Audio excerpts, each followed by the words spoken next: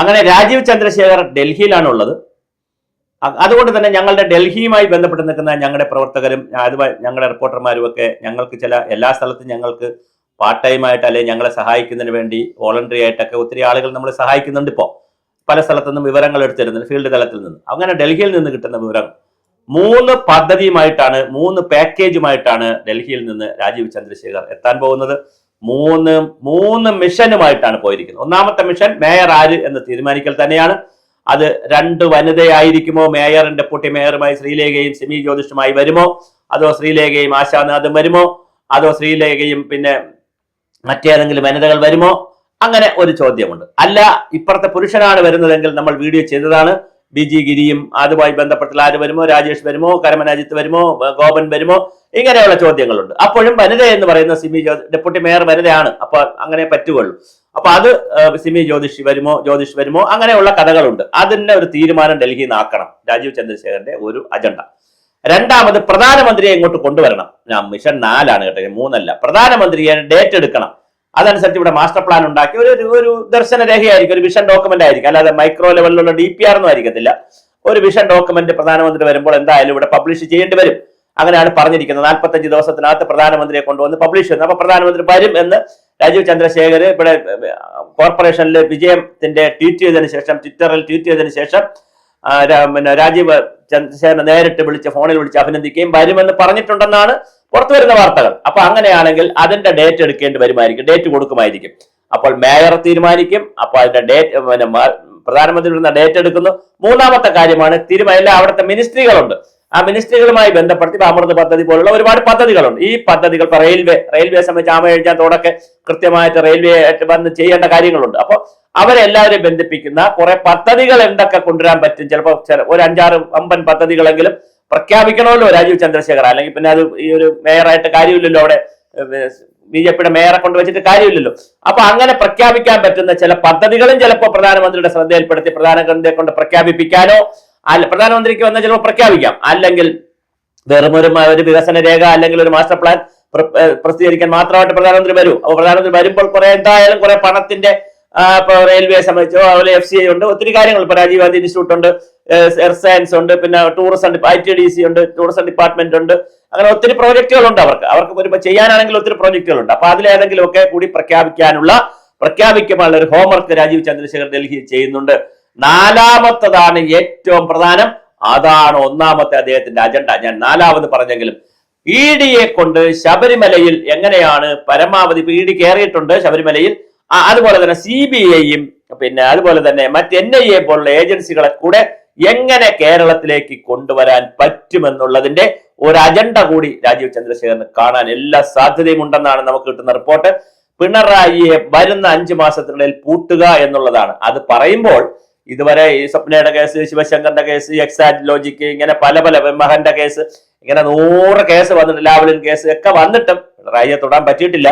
അതുകൊണ്ട് പിണറായി തന്നെയാണ് ഇപ്പോഴും അജയ്യൻ.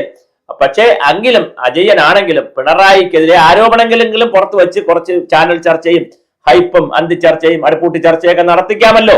അങ്ങനെയെങ്കിലും ഒക്കെ ഉള്ള വലിയൊരു സാധ്യത കൂടി രാജീവ് ചന്ദ്രശേഖർ നോക്കുന്നുണ്ട്. അപ്പൊ അങ്ങനെയാണെങ്കിൽ 4ാമത്തെ മിഷൻ, ഒന്നാമത്തെ മിഷൻ മേയറെ ഫൈനലൈസ് ചെയ്യുക, 2ാമത്തെ മിഷൻ തിരുവനന്തപുരത്തേക്ക് ആവശ്യമുള്ള പദ്ധതികൾ കൊണ്ടുവരിക, 3ാമത്തെ കാര്യമായിട്ട് പറയുന്ന അല്ലെങ്കിൽ 2ാമത്തെ 3ാമത്തെ അതെങ്ങനെയാവട്ടെ പ്രധാനമന്ത്രിയുടെ ഡേറ്റ് എടുക്കുക, 4ാമതാണ് ഏറ്റവും പ്രധാനപ്പെട്ട കാര്യം. അത് വേണം നമുക്ക് 1ാമത് ഫിക്സ് ചെയ്യാൻ. ഞാൻ പറഞ്ഞു, അത് പിണറായി വിജയനെ ഗവൺമെന്റിനെ പൂട്ടാനുള്ള പുതിയ തന്ത്രങ്ങൾ എന്തൊക്കെയാണ്. ഇതുപോലെ തന്നെ ഇപ്പൊ രാജീവ് ചന്ദ്രശേഖർ മറ്റൊരു കാര്യം പറഞ്ഞിട്ടുണ്ട്. നാളിതുവരെ രാജീവ് ചന്ദ്രശേഖർ പറഞ്ഞുകൊണ്ടിരുന്നത്, അല്ലെങ്കിൽ അമിത്ഷാ പറഞ്ഞത്, അതുപോലെ തന്നെ നരേന്ദ്രമോദി പറഞ്ഞത്, എല്ലാവരും പറഞ്ഞത് കോൺഗ്രസ് വിമുക്ത ഭാരതം എന്നാണ്, കോൺഗ്രസ് ഇല്ലാത്ത ഭാരതം എന്നാണ്. പ്രതിപക്ഷത്ത് കോൺഗ്രസ് ഇല്ലാത്ത ഭാരതം. പക്ഷേ കേരളത്തിന്റെ ഇപ്പോഴത്തെ ട്രെൻഡുകൾ കാണിക്കുന്നത് ഇടതുപക്ഷമാണ് കൂടുതൽ വീക്കായി പോവുകയും ആ ഗ്യാപ്പിൽ BJPക്ക് കയറാൻ പറ്റുമോ എന്നുള്ള പുതിയൊരു അജണ്ട കൂടി രാജീവ് ചന്ദ്രശേഖർ അന്വേഷിക്കുന്നുണ്ട്. അദ്ദേഹം പല ചാനലുകളിലും ബൈറ്റ് കൊടുത്തപ്പോഴും ഇന്റർവ്യൂ കൊടുത്തപ്പോഴും ഒക്കെ അഭിമുഖം കൊടുത്തപ്പോഴും അദ്ദേഹം പറഞ്ഞു, ഞങ്ങൾ ഇനി ചെയ്യാൻ പോകുന്നത് UDFുമായിട്ടാണ് മത്സരം. അങ്ങനെ വന്നാൽ കോൺഗ്രസ് വിമുക്ത ഭാരതം ആവൂലല്ലോ. ഇതിന്റെ ഒരു പൊളിറ്റിക്കൽ പെർമിഷൻ, അതായത് പൊളിറ്റിക്കലായിട്ട് ഒരു നയം, പോളിസി ഇങ്ങനെ എടുത്തോട്ടെ എന്നുകൂടി രാജീവ് ചന്ദ്രശേഖർ ഡൽഹിയിൽ നിന്ന് അമിത്ഷായോടും അവിടുത്തെ ദേശീയ നേതൃത്വത്തോടും ചോദിച്ചുകൊണ്ട് വരാൻ സാധ്യതയുണ്ട്. അങ്ങനെയാണെങ്കിൽ ഇവിടെ വന്നു കഴിഞ്ഞാൽ UDF അറ്റാക്ക് ചെയ്യുന്നതിന് പകരം കൂടുതൽ CPM പ്രതിരോധത്താക്കാനും CPM കൂടുതൽ കൊണ്ടുവരാനും CPM ഗവൺമെന്റിനെ, പിണറായി വിജയനെ ബുദ്ധിമുട്ടിക്കുന്ന കാര്യങ്ങളിലേക്ക് കൂടുതൽ ഫോക്കസ് ചെയ്ത്, അല്ലെങ്കിൽ പിന്നെ അതിന് പോകില്ല, കാരണം അവർക്ക് വോട്ട് കിട്ടട്ടെ എന്നുള്ള. അതുകൊണ്ട് അടുത്ത തെരഞ്ഞെടുപ്പിൽ 2026 മെയ്യിൽ നടക്കുന്ന തെരഞ്ഞെടുപ്പിൽ CPM പരമാവധി ക്ഷീണിപ്പിച്ചുകൊണ്ട് കുറെ 8-10 സീറ്റെങ്കിലും പിടിച്ച് ഒരു അടുത്ത UDF വേഴ്സസ് BJP എന്നുള്ള ഒരു കൺസെപ്റ്റിലേക്ക് നമുക്ക് പോകാമോ എന്നുള്ളത് രാജീവ് ചന്ദ്രശേഖർ മാത്രം വിചാരിച്ചുകൊണ്ട് കേരളത്തിൽ തീരുന്ന ഒരു വിഷയമല്ല. അത് ഡൽഹിയിൽ നിന്ന് വരേണ്ട ഒരു ക്ലിയറൻസ് ഉണ്ട്. അതുകൂടി രാജീവ് ചന്ദ്രശേഖർ ഡൽഹിയിൽ ചോദിക്കാൻ സാധ്യതയുണ്ട്. അങ്ങനെ കിട്ടിയാൽ ഈ പിണറായിക്കെതിരെയുള്ള കേസുകൾ കൂടുതൽ ശക്തമാകാനുള്ള എളുപ്പമുണ്ട്. ഇപ്പൊ പിണറായി വിജയൻ അനുഭവിക്കുന്ന മറ്റൊരു ബുദ്ധിമുട്ട്, പാർട്ടിക്കകത്ത് CPM സെക്രട്ടേറിയറ്റിനകത്തും സംസ്ഥാന കമ്മിറ്റിക്കകത്തും പിണറായി വിജയൻ ഒറ്റപ്പെടുന്ന കാഴ്ചയാണ് കഴിഞ്ഞ കുറെ ദിവസമായി നമ്മൾ കണ്ടുകൊണ്ടിരിക്കുന്നത്. അപ്പൊ പാർട്ടിക്കകത്ത് നിന്ന് ഒറ്റപ്പെടൽ സംഭവിക്കുകയും അപ്പുറത്ത് മാധ്യമങ്ങളിൽ നിന്ന് വലിയ ഒറ്റപ്പെടൽ സംഭവിക്കുകയും അല്ലെങ്കിൽ വലിയ വിമർശനങ്ങൾ ഏറ്റുവാങ്ങുകയും അതോടൊപ്പം തന്നെ BJP ഇങ്ങനെ ഒരു അജണ്ടയും കൂടെ സെറ്റ് ചെയ്താൽ പിന്നെ കുറച്ചധികം ബുദ്ധിമുട്ട് പിണറായിക്ക് വരാൻ സാധ്യതയുണ്ട് എന്നുള്ളതാണ് പൊളിറ്റിക്കൽ അനലിസ്റ്റുകൾ പറയുന്നത്. കാരണം ഒരു സമ്മർദ്ദത്തിലേക്ക് കാര്യങ്ങൾ പോകും. എന്ന് പറഞ്ഞാൽ നാളെ ജയിലിടുന്നല്ല, അല്ലെങ്കിൽ നാളെ ഭരണം പോകുന്നല്ല, ഒരു സമ്മർദ്ദത്തിലേക്ക്, ഒരു വലിയ രാഷ്ട്രീയ സമ്മർദ്ദത്തിലേക്ക് പിണറായി വിജയൻ വരും എന്നുള്ളതാണ്. പക്ഷേ തന്റെ ജീവിതം കൊണ്ട് സകലതും അതിജീവിച്ച മനുഷ്യനാണ്. ഉരുക്ക് മനുഷ്യനെ പോലെ, ഇരട്ടച്ചങ്കൻ എന്ന് പറഞ്ഞ പോലെ, മുച്ചങ്കനെ പോലെ എല്ലാം അതിജീവിച്ച് നിൽക്കുന്ന ആളാണ് പിണറായി വിജയൻ. അതുകൊണ്ട് ഇതും ചിലപ്പം അതിജീവിച്ചേക്കാം.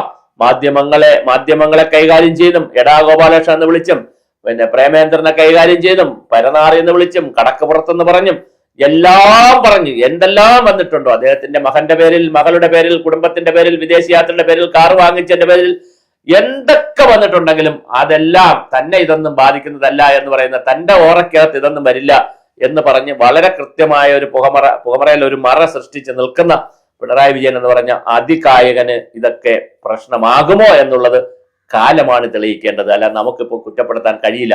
അത്രയ്ക്ക് അതികായകനാണ്, തന്ത്രപരമായി വലിയ അതികായകനാണ്.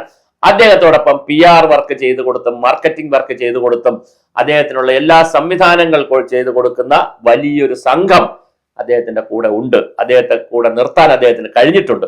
അതുകൊണ്ട് തന്നെ ഇതെന്ത് ചെയ്യണമെന്നുള്ള ധാരണ കൊടുത്തിട്ടുണ്ട്. പക്ഷേ ഉപദേശക സംഘത്തിൽ, CM ഓഫീസിൽ ഉപദേശക സംഘത്തിൽ കുറെ പൊട്ടന്മാരുണ്ടെന്നാണ് തോന്നുന്നത്. അല്ലെങ്കിൽ പിന്നെ ഈ പാട്ടൊക്കെ ഇങ്ങനെ കയറി പിടിക്കേണ്ട ഒരു കാര്യമില്ല. ശബരിമല പാട്ട് നമ്മളൊരു വിഷയത്തെ വിവാദമാക്കി നമുക്ക് അനുകൂലമാക്കാൻ പറ്റിയില്ലെങ്കിൽ ഇഗ്നോർ ചെയ്യുക.